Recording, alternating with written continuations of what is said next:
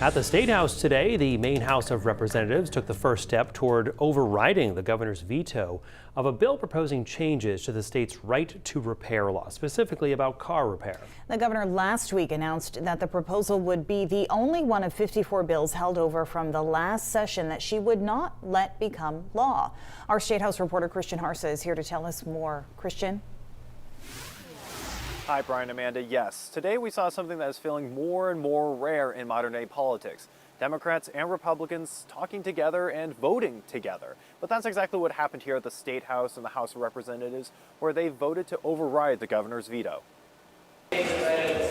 On the left, tired of anti-competitive practices. And on the right, that both sides speaking in support of making changes to Maine's right to repair law with LD 1228. I support consumers, especially consumers in rural Maine, being able to get their cars repaired wherever they darn well please. I'm voting to override the veto, and I urge others to do the same.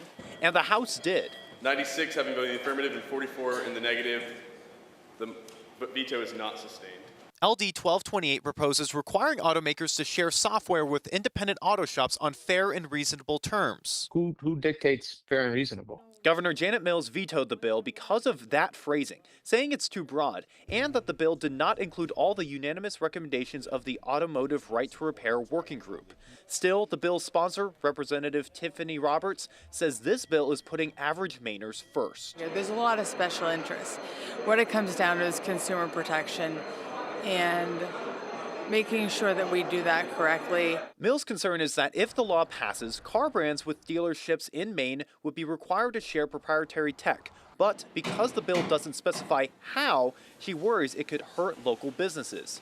Tommy Hickey with Maine Automotive Right to Repair says the right already exists. Was direct access to their own repair information so they could choose where they could get their car repaired.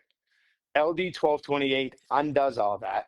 But some of those businesses are already feeling locked out as it is. If you hold back information to let an independent shop that's educated fix somebody's vehicle, then that means you have a monopoly, in my opinion. Linwood Bibber says his small business needs access to automotive data. If you don't have all the information, you're never going to keep up. Now this decision goes to the Senate, where they will have to reach a 2/3 majority in order to make this vote.